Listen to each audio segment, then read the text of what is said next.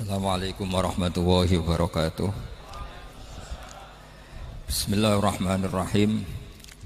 Allahumma shalli wa sallim ala sayyidina maulana Muhammadin wa ala alihi washabihi asma'in nama ba'du. Yang sangat kula hormati ini wonten Habib Soleh bin Ali bin Hasan Al-Attas, Habib Ahmad sedanten para keluarga. Monggo sarang-sarang maos Fatihah sipun kangge Habib Ali Syarifah Syifa sedanten keluarga. Al-Fatihah. A'udzubillahi minasyaitonirrajim. Bismillahirrahmanirrahim. Alhamdulillahirabbil alamin. Arrahmanirrahim. Maliki yaumiddin.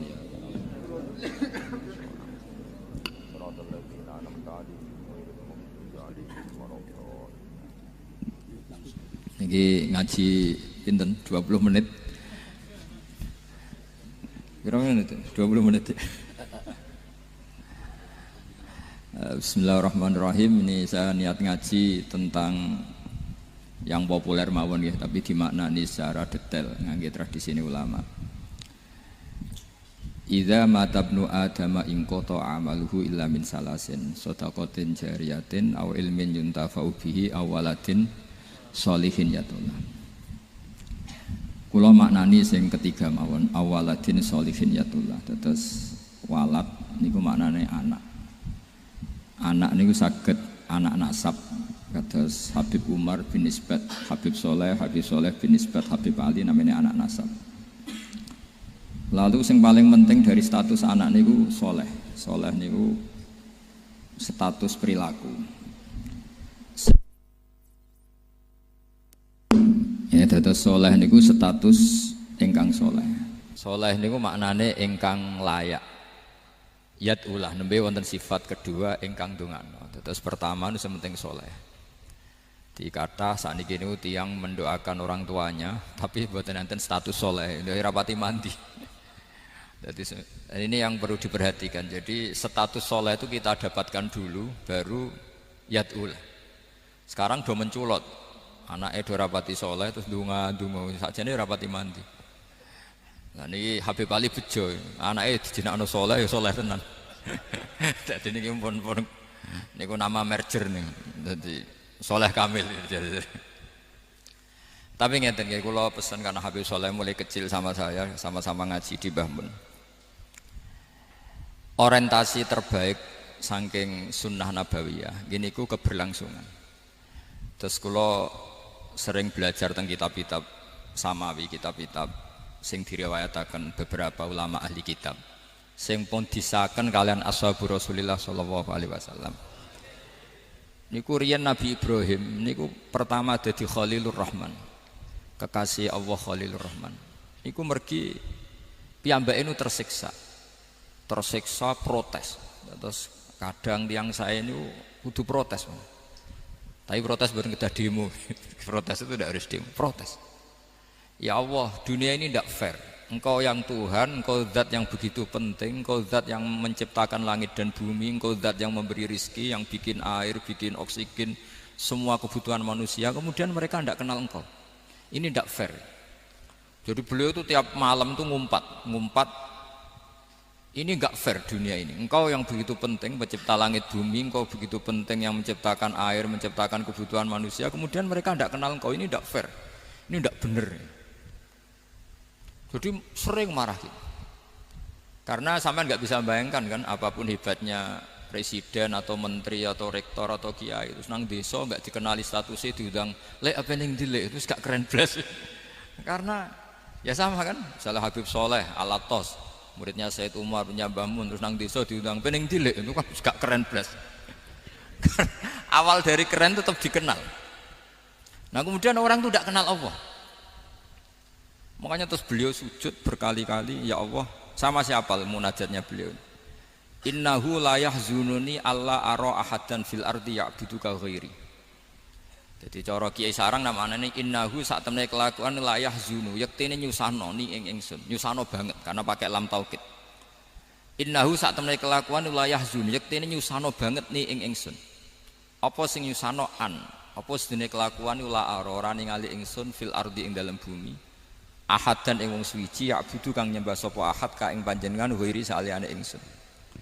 Ya Allah, sungguh saya sangat susah Karena engkau zat yang begitu penting, kemudian yang tahu kalau engkau Tuhan itu hanya saya. Sampean ngenes gak misalnya ada orang melihat saya itu marhafid kemudian tidak tahu kalau beliau orang alim, sampean sebagai muridnya ngenes gak? Ngenes kan? Ada orang memperlakukan Mbah Mun tidak tahu kalau beliau seorang alim alama, kita sebagai santrinya ngenes gak? Ngenes. Lah ini Allah yang Tuhan, kemudian orang tidak ada yang memperlakukan dia sebagai Tuhan, bahkan nyebut saja tidak mau. Itu ketersiksaannya Nabi Ibrahim. Kalau kita kan tersiksa mergo ora duwe, ora payu rabi, terus sing wis payu rabi ra iso wayo, ya gitu. Macam-macam kesulitan. Itu jadi apa jadi wali itu sudah berat karena orientasinya agak tentang Allah tapi tentang diri sendiri. Ana sing susah proposal ragu ya Mas Angkop. Macam-macam. Artinya Nabi Ibrahim itu orang yang benar-benar Khalil Rahman. Beliau tersiksa ini karena dunia dianggap gak fair. Masa Allah zat yang begitu penting kemudian mereka nggak tahu. Maka awal dari nubuah itu apa? Menaukan, al-i'lan, mempermaklumatkan Allah di alam raya ini. Makanya nggak ada nabi kecuali memaklumatkan diri. Saya dulu awal-awal Habib Soleh mau nyai saya bilang orang alim itu harus ngaku kalau alim. Habib juga harus ngaku kalau Habib. Yang orang miskin tidak usah ngaku sudah konangan. Wong elek ora usah ngaku wis ketor elek. Sudah. Karena agama ini pertama yang menolong itu memaklumatkan. Sehingga pertama Nabi jadi Nabi dari Gua Hira, pertama apa? Cara saiki nggih kira-kira memaklumatkan. Tapi reso dibahasakno jumpa pers. Tapi yang jelas pertama yang dilakukan Nabi setelah di Gua Hira apa?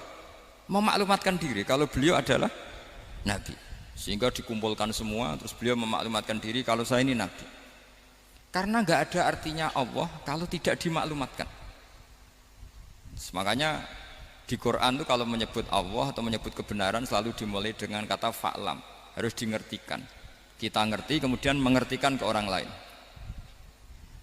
Makanya saya sering dulu bilang ke Habib Soleh, nggak boleh orang soleh menyembunyikan diri. Karena nanti kalau orang-orang soleh menyembunyikan diri, sing zuhara ala wajhil ardi adalah sesuatu yang nggak benar. Coba misalnya gini, orang bisa terhibur lewat dangdutan, terhibur lewat maksiat. Sementara orang nggak bisa terhibur lewat Thala al-Badru alaina, asyraqal kaunu bihaja dan sebagainya. Maka orang-orang soleh adalah orang yang bisa memaklumatkan Allah, memaklumatkan Rasulullah, memaklumatkan Quran dan supaya itu diterima. Karena awal dari orang terima itu tahu dulu. Nah ini tahu saja ndak. Makanya Nabi Ibrahim susah, ya Allah, engkau zat yang begitu penting kemudian tidak diketahui. Ini apa-apaan, enggak fair. Akhirnya Nabi Ibrahim diangkat sebagai Khalil Rahman untuk menaukan atau untuk memaklumatkan Allah Subhanahu wa ta'ala. Nah sebelum itu beliau dihibur, diterbangkan ke langit, ke alam malakut. Kamu susah ya, kenapa susah? Karena zat sepenting engkau kemudian tidak ada yang menyembah. Terus dijak ke alam malakut, ditunjukkan sekian juta malaikat, sekian ribu malaikat, semuanya membaca tasbih takbir. Ibrahim senang. Oh ternyata sing seneng jenengan banyak. Loh, coba kalau kita punya kiai kayak Mbah Mun, semakin yang seneng banyak kan semakin kita senang. Kalau nggak ada yang tahu kan kita tersiksa. Makanya ini penting sekali ya. Jadi pertama agama ini seperti ini tuh barokahnya dingertikan, dimaklumatkan. Saya ini orang yang humul itu menutup diri betul, kecuali bab ngaji. Saya kalau ngaji terbuka. Sampai saya tidak tahu apa ada yang streaming apa direkam, saya tidak tahu. Pokoknya saya satu-satunya saya mau terbuka itu pas ngaji.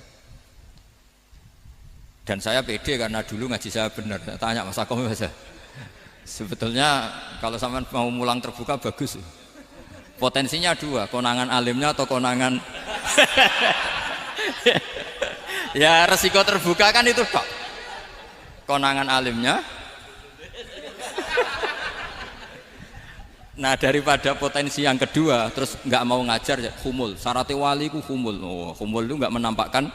Memangnya mau menampakkan apa kalau nggak bisa apa-apa kan? Jadi saya tidak tahu itu humul apa bagian dari pengamanan diri. Apa mas? Apa? Aim. Jaga iman. Jadi Nabi itu pertama yang dilakukan apa? Memaklumatkan kalau Allah itu Tuhan. Jadi ciri utama orang soleh itu kalau kebenaran tidak mendominasi bumi ini. Jadi ciri utama orang soleh itu seperti itu. Makanya kenapa saya milih manhaj Tentu Habib Soleh Anda harus niru saya karena antar orang alim tidak boleh saling mengikuti.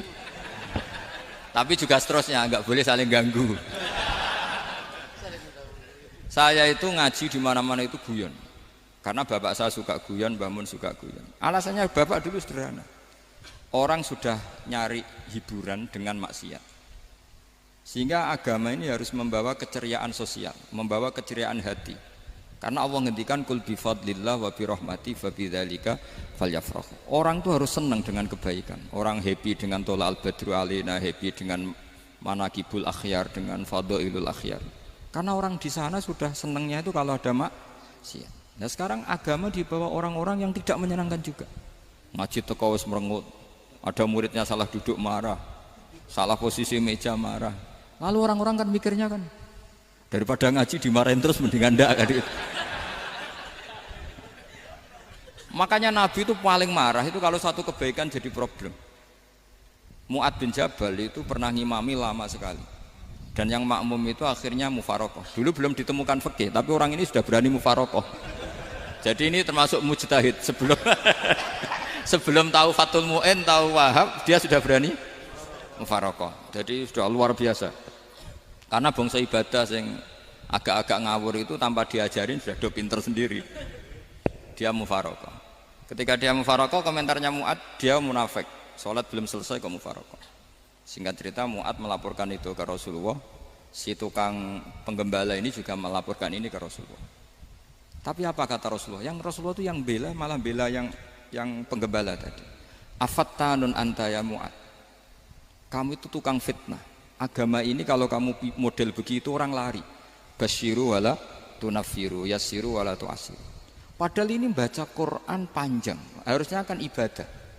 Tapi karena ini menjadi problem sosial, orang menjadi tidak nyaman jamaah, itu sudah disalahkan Nabi. Karena tadi, kalau agama ini jadi problem, maka masalah besar. Makanya sifat dasar Rasulullah apa khafiful maunah, biayanya murah. Makanya saya ngaji di mana-mana ya suka seperti ini. Mejanya enggak jelas, pengunjungnya juga enggak jelas. Semakin kacau semakin baik kira-kira. Ini pengunjungnya juga seperti ini kan. Nanti sampean yang pidato. Jadi tak beri hak gue jelek saya ini namanya aqomaddin. Kalau faman tarokaha fakot. Jadi pilihannya kalau gak aqomaddin ya ada medin. Jadi kenapa banyak kiai yang ceria? Karena tadi satu-satunya cara kita menandingi hegemoni maksiat adalah pembawa taat itu ceria. Karena orang itu mesti mencari kebahagiaan. Sebab itu para nabi itu mengajarkan agamanya dengan cara yang bahagia. Misalnya mangqala la ilaha illallah dakhalal jannah. Nabi tidak ngendikan gini, mangqala la ilaha illallah terus sholatnya benar, puasanya benar, belajarnya benar, jadi kiainya benar. Wah itu kalau itu panjang sekali, banyak yang nggak masuk surga. Sementara kubu yang lain kampanye sudah tenang bersama bapaknya di surga. Lah kita kampanyenya, kon sholat ra mesti ditompo, puasa ra mesti ditompo. Wis repot, syaratnya ditompo ikhlas wangel, kowe ra bakal iso. Berarti maknane kan ra bakal mlebu swarga. Akhirnya wong kan mikir, wis sholat tetep ra swarga, puasa tetep ra swarga, mendingan ra sholat. Jadi kita ini kan bersaing sama kampanye sebelah gitu. Makanya saya milih manhaj pokoknya Islam apik. Tapi bukan berarti saya menyepelekan aturan-aturan dalam sholat, karena yang kampanye itu sudah banyak. Biasanya kiai-kiai sing kereng kampanye tentang sing kereng-kereng nih. Itu saya manfaatkan ya sudah, itu bagian jenengan. Jadi orang itu harus mikir. Agama Kristen itu diterima di Eropa di mana-mana. Di antara sebabnya adalah karena orang dijamin masuk surga. Orang mau kayak apa faseknya tetap kalau mati bersama. Kita enggak. Sudah kiai, sudah mulang terus masih didoain. Semoga amal baiknya diterima, amal buruknya masih ngeper apa? Dan itu santri saya nanti kalau ziarah saya tuh ya Allah ampuni Gus Bah ampuni. Ini kan ngenyek orang itu maksudnya. Maksudnya bukan, makanya saya pernah ketemu orang yang berfaham Wahabi. Dia nuduh kalau orang doa ke mayit itu minta sama mayit. Saya bilang, saya saja yang jadi mayitnya enggak siap. Kok bisa? Doanya itu doa ngeper. Masa sama gurunya bilang gini, Allahumma in kana muhsinan fazid fi ihsani wa in kana musian. Masa gurunya ditaklek. Jadi dia tidak yakin betul kalau gurunya muhsin. Masih ditaklek, jika guru saya baik maka gini ya Allah. Jika guru saya buruk maka gini. Loh saya tuh gak pernah doain Mbah Mun gitu. Tak anggap gak sopan. Jadi kalau saya berdoa ya Allah jenengan izzihi apa ya jenengan balaslah. Izzihi anna anil muslimina khairan katsira. Wa antal ghafurur rahim wa anta gitu. Saya enggak tega muni wa in kana musian. Jadi kayak ada sopan. Loh kalau aku yang mati sapi lagi. Tak balik malah. In kana musian.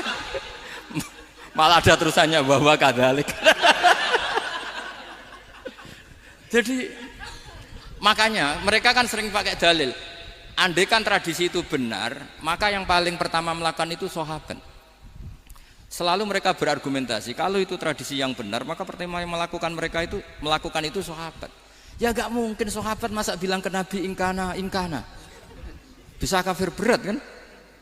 Masa kesolehannya, loh andai kan Abdul Qadir wafat di mana ini ngomong ini? Beduk. Saya tidak akan berdoa seperti itu. Oh bisa marah Abdul Qadir Jailani. Masa kesalahan beliau di ingkana musinan sama ingkana musinan. Jadi orang tuh harus mikir. Jadi saya dengan bukan berarti Gus Bak bid'ah menciptakan doa baru. Ini bukan urusan menciptakan. Orang yang punya sopan spontan seperti itu. Ini bukan urusan modifikasi doa Anda. Makanya kenapa para nabi itu tidak disolati dengan cara seperti itu, langsung assalamu alayka ya Rasulullah, assalamu alayka ya Abu Bakrin, assalamu alayka ya Umar. Enggak mungkin kita mengatakan ya Abu Bakrin, ya Allah ingkana. Masa Abu Bakar di ingkana? Kalau dia bukan kalau beliau ashabu Rasulillah, pasti orang Sayyid itu dzurriyyatu Rasulillah, pasti al-tahirin al-mutahharin. Guru-guru kita ini guru-guru kita. Jadi tolong doa itu. Nah, kalau terpaksa doa wa in kana musian, anggap saja hafalnya hanya itu, tapi jangan dijiwai, apa? Jangan apa? Dijiwai. Kalau ditanya, "Lho Gus ini orang soleh kok doanya wa in kana musian?" Itu kan guru jenengan, apalku ikut tok. Tapi ora usah dimaknani, apa? Karena sekali dimaknani nanti kan. Jadi ini urusan etika, urusan rasa. Saya teruskan ya, karena jadi saya mohon sekali, apa-apa itu ada aturannya. Ada aturannya. Ya tentu kita ikut masal saja. Semua selain Nabi, selain para wali kita nggak apa-apa. Doa wa in kana musinan, in kana musian. Tapi di hati kita sebetulnya ketika mengatakan in kana musian itu coro Jawa hanya rapalan. Rapalan itu ya sudah ngomong saja, tapi nggak usah apa? Nggak usah dijiwai ya. Yang dijiwai kita adalah sifat ghafurnya Allah. Bukan status mayitnya, tapi sifat ghafurnya Allah. Karena kata musik itu kan nggak nyaman. Makanya Nabi itu hebatnya Nabi, ya tentu karena bentukan Allah Subhanahu wa taala. Adabani Rabbi fa ahsana ta'dibi. Itu kalau nyifati tentang keburukan orang mukmin itu diikutkan sifat ghafurnya Allah. Jadi misalnya gini, kalimatnya liyukaffirallahu anhum aswa alladzi amil. Atau sebagian ayat misalnya wa yukaffiru anhum sayiatihim. Jadi sebetulnya kalau terpaksa mengatakan orang itu buruk, itu sebenarnya dari Allah dulu kita mengatakan Allah itu zat saking baiknya itu mengampuni salahnya seseorang. Jadi nyifati Allah dulu, Allah saking baiknya itu mengampuni salahnya orang-orang baik. Karena orang-orang baik juga manusia, Ustadz juga. Tapi lebih ke nyifati ke Allahnya. Kalau kita kan enggak, lebih tertarik nyifati mayitnya. Sehingga kita di hati itu mayit iki ra tak jalukno sepuro tuntas kayak gitu. Jadi kalau di Quran tidak seperti itu. Jadi kita lebih mensifati Allah itu Ghafur, Afuwun Karim. Makanya seperti doa-doa kita kalau Ramadan gini. Allahumma innaka afuwun karim tuhibbul afwa, baru bakas fa'fu anna. Jadi ada aturannya. Meskipun ilmu ini agak jelimet, tapi bagi ahlinya ini ma'ruf. Kalau sampean enggak paham berarti enggak ahlinya. Jadi ilmu ini agak jelimet, tapi ma'ruf. Nah, Sehingga Rasulullah, kalau kita meyakini syafaatul Rasulullah SAW, itu cara berpikir harus kita balik. Misalnya begini, wong Islam nakale ngono, penggaweane maksiat kok disafaati Kanjeng Nabi kurang penggawean. Caranya berpikir jangan gitu. Kalau gitu kayak mari mangkal, wong nakale ngono kok untuk syafaati Kanjeng. Tapi cara berpikir gini, syafaatul Rasulullah itu wasi'ah, luas sekali. Syafaatul Rasulullah ghairu munhasirah, tidak terbatas. Syafaatul Rasulullah itu lebih sakti ketimbang dosanya umatnya. Semua ulama dulu kalau nyifati Allah juga gitu. Allahumma misalnya, maghfiratuka awsa'u min dzunubina. Ya, yang misalnya yang pakai mutakalim ya Allahumma maghfiratuka awsa'u min dzunubi wa rahmatuka arja inti min amali. Jadi jangan kitanya dulu. Kalau kitanya dulu kan nyifati kita dosa banyak. Itu sama ndak usah ngaku sudah tahu semua. Tapi nyifati pertamanya apa? Allahumma maghfiratuka awsa'u min dzunubi wa rahmatuka arja inti min amali. Sehingga dari nyifati maghfiratullah yang wasi'ah, yang tidak terbatas, kemudian kita sah mengatakan bahwa ahlul maksiat pun mungkin atau berhak dapat ampunan. Sama, syafa'atu Rasulillah itu ghairu munhasirah, syafa'atu Rasulillah itu wasi'ah. Sehingga sahlah riwayat syafa'ati li ahlil kabair min ummah. Itu bukan menyangkut melegalkan kabirah, bukan menyangkut mengesahkan orang Islam dosa besar, karena nanti dapat syafaatnya Rasul. Cara berpikir jangan gitu. Nanti kamu mentasjek, memberanikan orang melakukan maksiat berdasar iktimat syafaati Rasulillah. Itu jangan gitu, cara berpikir dibalik apa? Syafa'atu Rasulullah awsa'u wa awsa'u. Sangat luas. Sehingga saking luasnya sampai yang tukang maksiat saja kebagian. Sama, rahmatnya Allah Ta'ala itu wasi'ah, rizkinya Allah ya wasi', sampai wong nganggur ya iso mangan ngono. Lah begitu juga rahmatnya Allah Ta'ala itu wasi'ah, sampai wong sing sumpek utange akeh ya iso guyu ngono.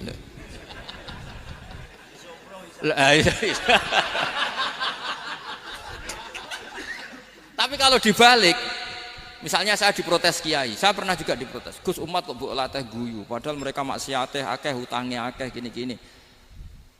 Karena kamu menyifati orangnya. Kalau menyifati orangnya sampean guyu haram. Utang jatuh tempo, sampean gak mikir dosa ndak?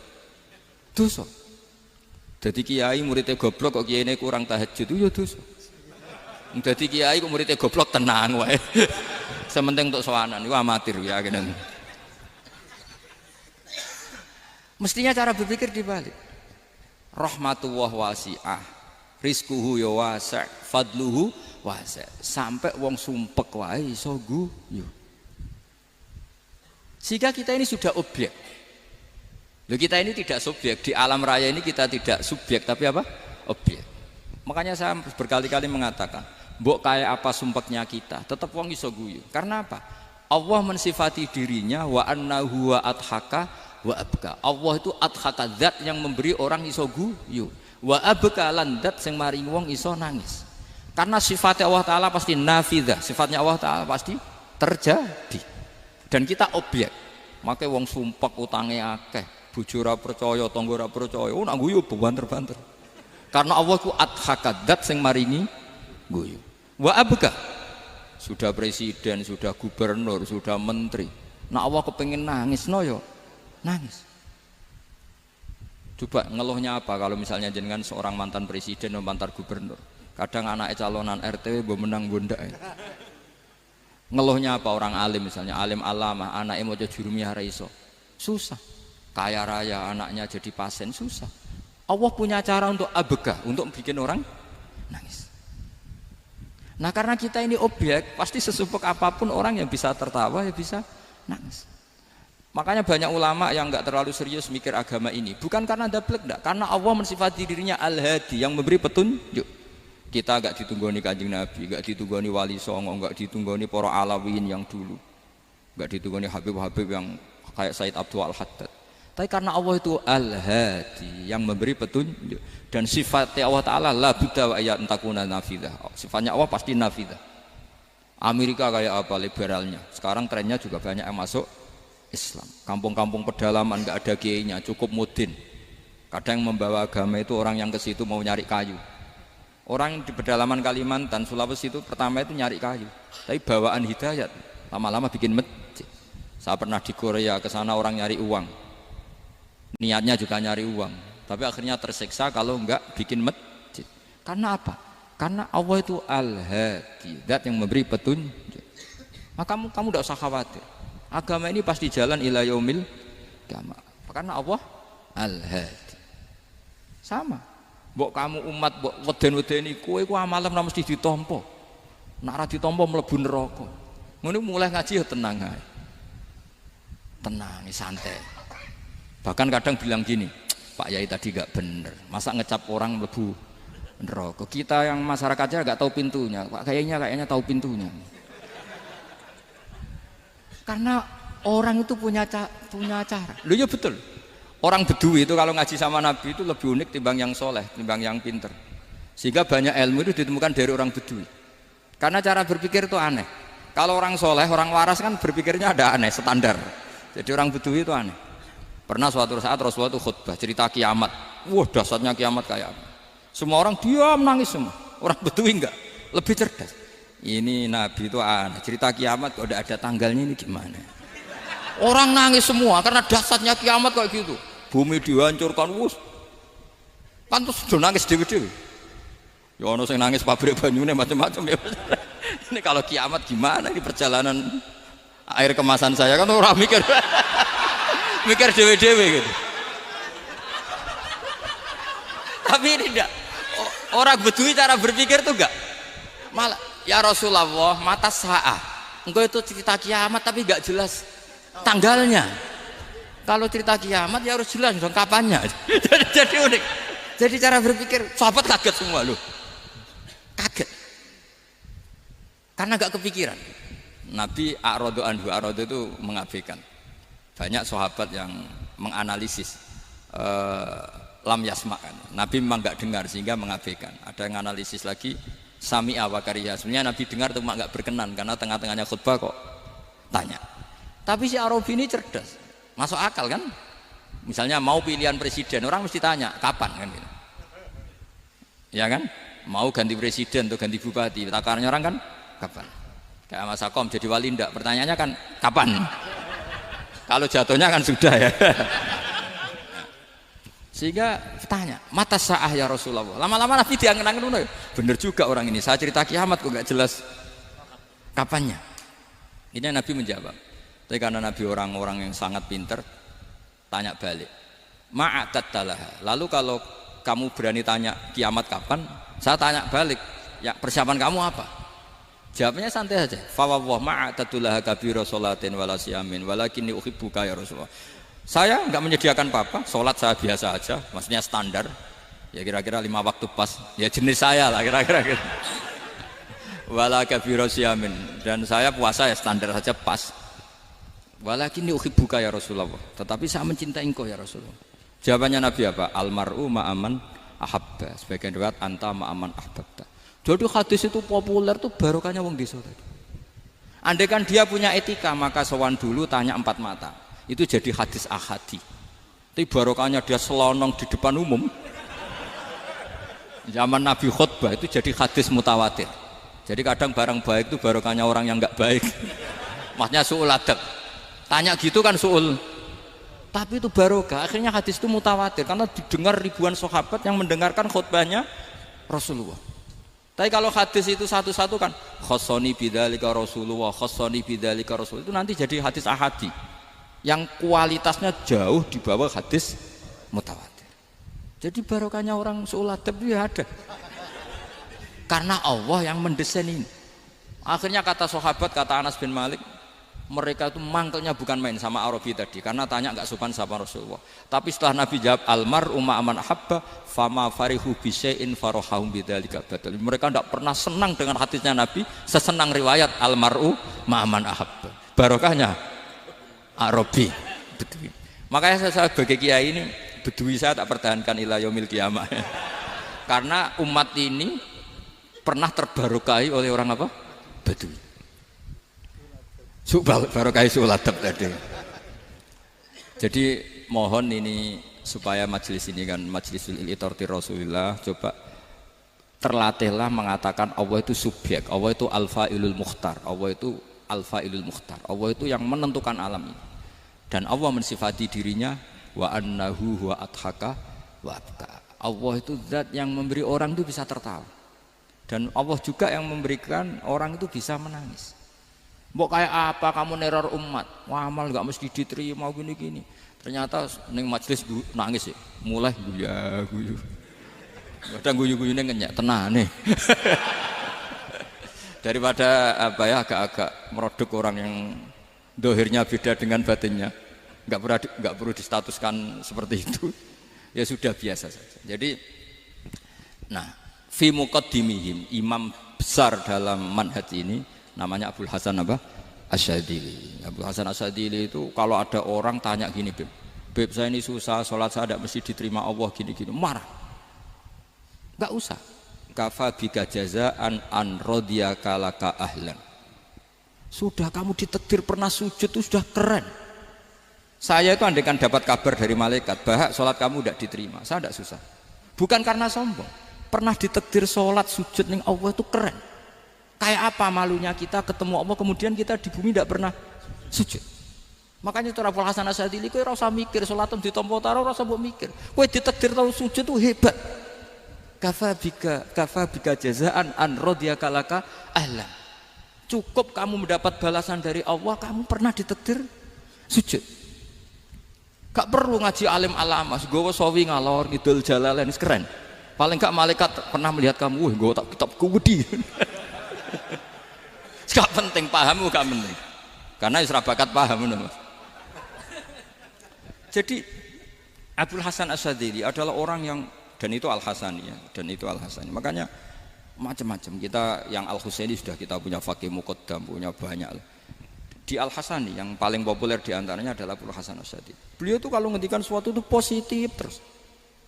Termasuk itu ketika ada orang resah sholat saya diterima ndak, kata beliau, wes sing sempurna, ditakdir tahu sujud. Saya itu sebetulnya kadang-kadang yang miris, wes sholatku tompo ta ora, tapi saya sangat sadili.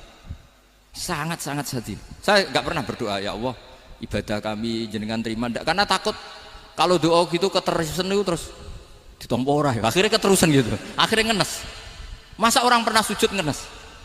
Lama-lama gini setan masuk, apa artinya saya sujud ternyata nggak diterima. Lu wong kawula kok iskal tentang pernah sujud. Itu kan ibarat gini, kamu ngasih uang sama orang tua kamu, misalnya Habib Soleh ngasih uang Habib Ali, terus apa artinya tak kasih, kemudian beliau tidak terima kasih, itu kan lucu. Terima kasih tidak terima kasih, seorang anak ngasih orang tua itu keren. Makanya saya bangga dengan Habib Soleh ketika beliau mengumrohkan Habib Ali, sudah mendaftarkan haji Habib Ali. Gak usah mikir diterima apa enggak, wes keren, itu sudah perilaku yang keren, yang hebat. Makanya saya sering ada orang mau cerai tanya saya, Gus saya ini cerai gak, istri saya kurang ajar gini. Gak usah. Lalu bojoku lo judes.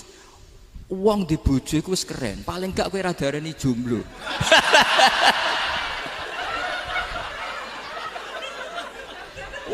Diarani duda ora enak. Wis luwe sabar ndi diarani duda mek diarani bojo judes. Enak bojo judes cek gagah. Di bojo lah. Oh, provokator itu. Jadi kafabika jazaan an radiyaka laka ahlan, sudah ditakdir pernah sujud itu sudah keren. Dulu ulama ala hadan nampak. Ulama dulu cara berpikir seperti itu. Makanya ulama dulu kalau nafsiri wasjud waqtarib sudah pernah sujud. Di Quran enggak pernah ada ayat wasjud lan sujudo sira ingkana kada wa kada ing kunta mutayakinan biqabuli sujudi. Kan ada sujud ya sujud saja, enggak usah mikir makbul apa enggak makbul. Sudah kalau sujud pasti waqtarib. Terus saya sebenarnya ya sebagai orang ya kadang wedi, sholatku ditompo ta ora. Tapi kalau keterusan nanti ada was-was yang mengatakan opo artine sholat. Lu tuh kan ngeri seorang hamba sing uripe ning bumine Allah kemudian menyoal pernah sholat hanya karena takut gak diterima. Itu kan geblek banget. Nah, saya jenis kiai yang di partai itu. Saya enggak tahu kalau keneng dikom. di umat masa kamu gak ono kerene blas. Jadi nah nanti kalau misalnya ada manhajnya Habib Soleh yang tidak seperti itu tidak apa-apa, mungkin supaya orang nggak takabur, nggak fakhr, sehingga makanya mulai dulu lama itu ya partainya kalau nggak rojak ya khauf. Nah saya ini yang jelas terang-terangan ikut partai rojak saja, apa? Partai rojak, karena banyak yang sudah di partai khauf.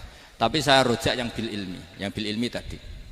Makanya Sayyidina Umar radhiyallahu anhu itu yang namanya sama sujud. Saya itu punya kitab, Habib Soleh pernah tak tunjukin tulisan tangan saya, muji-muji sujud.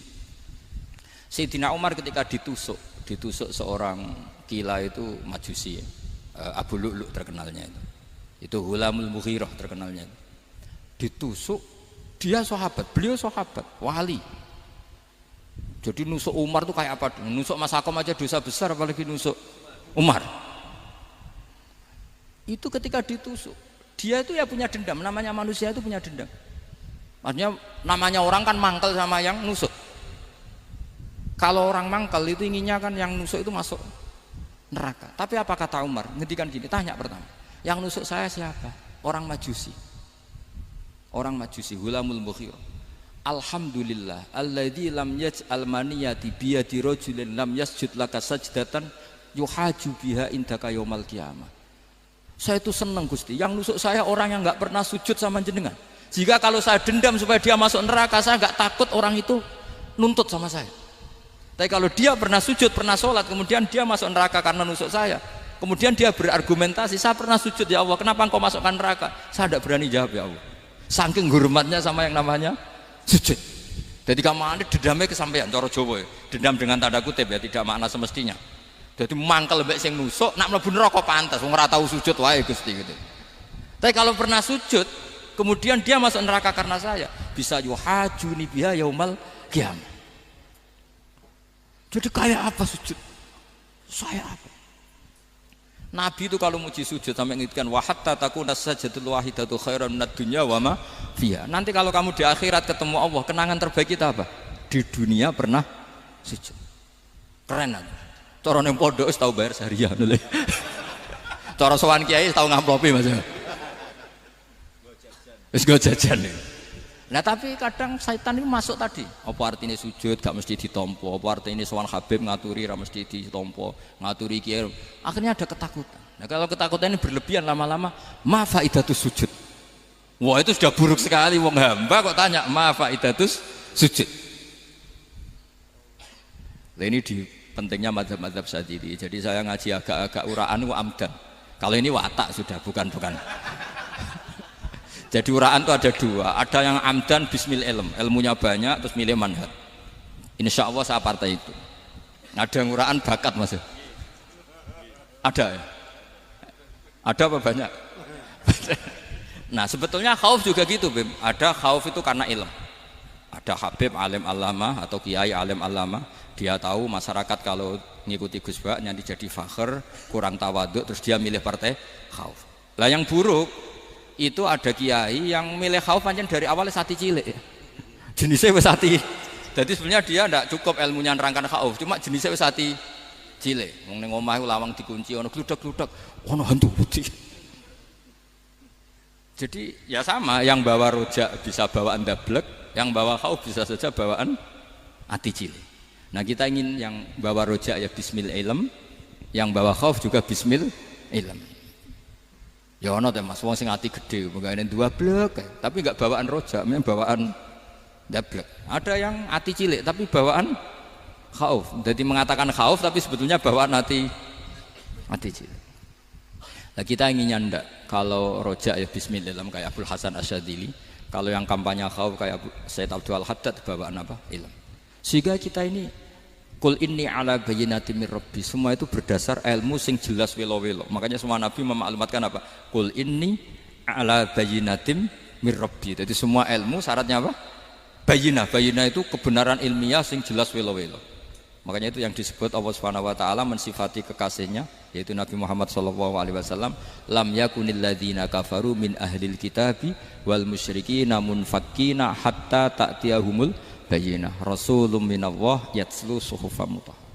Niku Kanjeng Nabi saking cerdase meneh tek wong Islam, wong musyrik, wong kafir ngerti logika yang dibangun Nabi saja kuat infikak dari kemusyrikannya. Makanya disebut munfakin. Orang-orang musyrik, orang-orang kafir tidak munfakin, tidak tercerabut dari akar akidahnya hatta ta'tiyahumul bayyinah. Itu siapa? Rasulun minallah yatslu suhufan mutahhar. Masyhur itu debatnya Nabi dengan orang-orang musyrik. Mereka bilang, "Ya Muhammad, kita ini urusannya banyak, kasusnya banyak. Lalu Anda mengajarkan ke Tuhan satu. Masa urusan banyak cukup Tuhan satu? Itu enggak fair Muhammad. Aja'alal alihata ilaha wahida inna hadza la syai'un ujab." Urusan kita banyak, masyakil kita banyak, muskilah kita banyak. Kalau Tuhannya satu tidak cukup Muhammad. Nabi dengan santainya memberi penjelasan. Ya sudah gini saja. Kalau kamu jadi budak atau pembantu, majikan kamu banyak. Semuanya merintahkan kamu, semuanya bikin aturan untuk kamu. Kamu suka enggak? Ya enggak suka Muhammad. Kalau majikan kita banyak repot. Ya sudah, Tuhan kamu itu majikan kamu. Kalau banyak perintahnya beda-beda kamu pusing. Ya udah Mat, Tuhannya satu aja Mat. Karena Nabi bayyinah, orang itu bisa dibalik-balik pikirannya.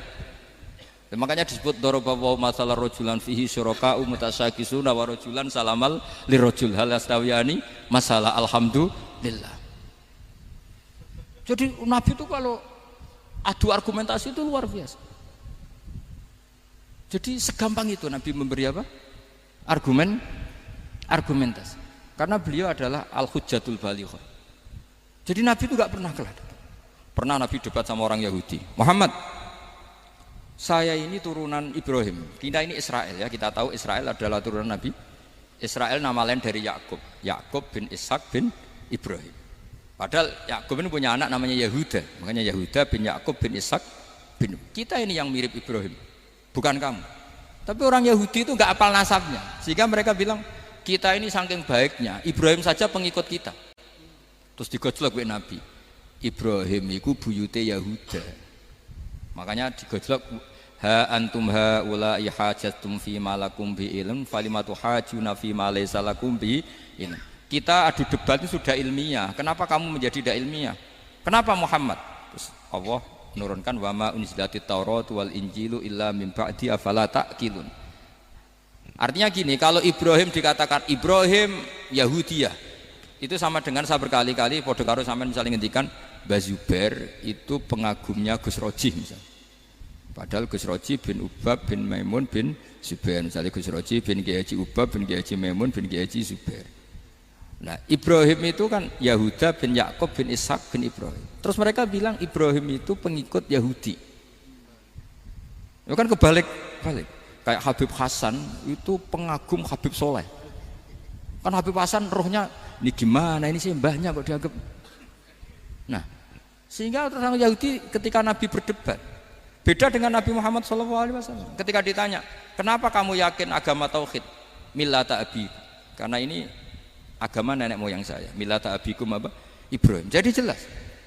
Akhirnya orang Yahudi ngerti. Ya kan sama dengan mengatakan tadi Pak Karno itu pengagum Puan Maharani. Kan aneh enggak kalimat itu? Mbah Hasyim Asy'ari itu pengagum Gus Dur. Gak lucu. Itu debat. Jadi Nabi itu orang yang bayyinah. Bayyinah itu kalau menerangkan kebenaran itu bahkan orang kafir pun bisa infikak, bisa munfakin, tercerabut dari akar kekafiran. Nabi itu mudah sekali merubah logika. Makanya di Quran sering ada kata aro'aitum, karena memang tadi. Nah saya mohon apapun pilihan anda rojak kayak Abdul Hasan Asadili tadi. Ketika orang resah sujudnya diterima apa enggak, sholatnya diterima apa enggak, beliau bisa berargumentasi betapa pentingnya sujud. Wes aja kowe iku kawula, tahu sujud itu keren. Saman bayangkan betapa malunya kita kalau kita ketemu Allah kemudian di dunia enggak pernah. Lho paribasane kula mlebu swarga lah isin. Mlebu swarga tapi ning donya ora tahu isin. Sama seperti kowe di guru, saurip-uripmu ora tahu salam templek isin. Kira-kira seperti meskipun salam templek ora penting. Ya ora penting to, misale soleh salam templek 50.000 duwe wis akeh ngono. Nak masakom penting kudu rokok. Itu bukan nilainya kok, betapa malunya kita. Saya dulu mau sarang, andai kan tidak pernah khidmah sama iya malu tenan sebagai apa? Santri. Makanya Sayyidina Umar ketika beliau dibunuh orang, itu pertanyaan pertama, dia pernah sujud enggak? Enggak pernah. Andai kan dia pernah sujud, maka saya tidak berani masukkan dia masuk neraka. Takutnya dia protes sama Allah, ya Allah saya pernah sujud kenapa harus di neraka? Atau Umar ditanya Allah gini, Umar, kue ridho wong sing tahu nyembah aku kemudian dia di neraka. Kayak apa? Jadi makanya Umar ketika wafat ketika alhamdulillah alladzi lam yaj'al maniyati biyadi rajulin lam yasjud laka sajda. Ya, jadi saya mohon sekali jadi majelis ini sebuah majelis mubarak, caranya tauhidnya dibenarin. Apa tauhidnya dibenarin? Jadi Allah itu adhaka wa abka, Allah itu al-hadi, Allah itu ar-razzaq. Sehingga menteri ekonomi mbok salah rumusillah wong tetep mangan. Mergo Allah itu ar-razzaq. Mbok negara dikelola keliru lah wong tetep mangan, wong Allah itu ar-razzaq. Kiai rada akeh sing di masalah. Tapi ya tetep agama ini jalan. Lho andai kan syaratnya agama ini kiai ini bener, wah ya repot. Kowe iso bayangno masakom bener terus. Tapi agama ini berkali-kali coba di TV itu banyak nyun sewu, ada ustadz, ada kasus apa, ada kiai, kadang ada masalah hukum. Agama ini jatuh enggak masalah. Padahal di TV itu sudah dinasionalkan kan, ada kiai terlibat kasus hukum atau ustadz tertangkap karena melakukan apa itu. Tapi enggak ngefek karena agama ini bihifdzillah wa biriayatillah.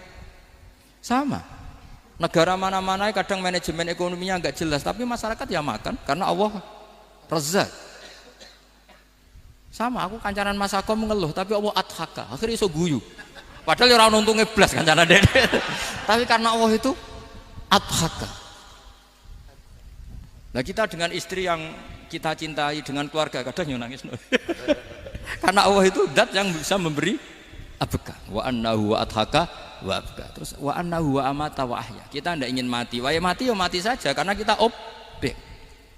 Nah, hidayah itu seperti itu. Allah al-hadi. Apa? Allah itu kayak apa Korea, negara ateis. Enggak kebayang di sana ada ngaji Aqidatul Awam Mabadi Fikih. Sekarang banyak. Saya tuh kalau beli Aqidatul Awam kerdusan tak kirimkan ke Korea. Sebelum saya ke Korea, karena sebagian santri saya di Jogja. Di sana ada ngaji Aqidatul Awam, ngaji takrib. Bahkan saya di sana dilagokno sakduna fid dunya. Kayak apa Allah kalau ingin bikin hidayah? Karena Allah itu al-hadi. Wong Indonesia digerakno seneng duit.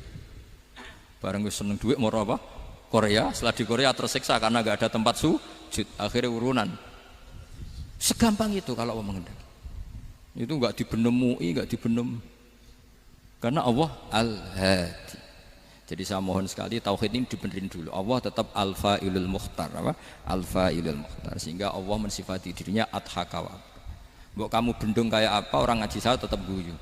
Sekarang iso mbuli saya, oh Gus Bab ngaji tidak guyu. Allah yang memberikan guyu kamu itu. Andai kan sesuai status kamu, kowe ora ngarep guyu. Utang akeh, jatuh tempo, bojo ora percaya. Gede-gede kayak paham.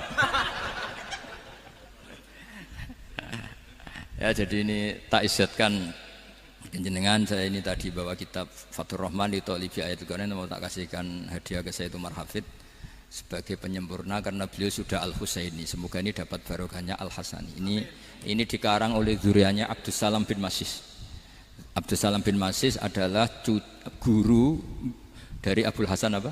Asyadili. Jadi kita tahu Sahibul Hikam Ibnu Athaillah As-Sakandari muridnya Abul Abbas Al-Mursi. Beliau muridnya Abul Hasan Asyadili. Beliau muridnya Abdus Salam bin Masis. Itu alami zada ini min dzurriyyati Abdus Salam bin Masis. Jadi ini Al-Hasan. Jadi ini sudah klub karena mulai dulu ya tradisinya gitu. Banyak sabaib ngaji barojak, bafadol. Nanti yang bafadol barojak yang ngaji Habib lagi. Seperti sanadnya Soleh di Sarang. Ya Soleh ngaji Mbah Mun. Tapi Mbah Mun ngaji Sayyid Alawi, Sadat ya. Ngaji Sayyid Zaini Dahlan. Nanti setelah Sayyid Zaini Dahlan ngaji Ajam lagi Usman Adim Yati. Jadi ya biasa mulai dulu silsilah ya seperti itu. Jadi seperti dulu Ibnu Abbas termasuk Qorobatul Rasulillah. Jadi dulu Qorobatul Rasulillah itu Bani Hasyim sama Bani Muttalib. Tapi kalau sekarang ya tentu para sadat, para habaib. Jadi dulu biasa Ibnu Abbas ngaji ke Zaid bin Sabit. Itu Ibnu Abbas yang mencium tangannya Zaid bin Sabit. Tapi Zaid bin Sabit juga mencium tangannya Ibnu Abbas karena Qorobatul Rasulillah sallallahu alaihi wasallam. Jadi saya mohon semuanya itu insaf bil ilm, ya, insaf bil ilm. Kayak tadi munfakina hatta ta'tiyahumul bayin. Jadi bayina itu orang yang kalau menerangkan itu memberi penjelasan sing jelas welo-welo. Itu siapa? Rasulun minallah yatslu suhufam mutahharam. Al-Fatihah.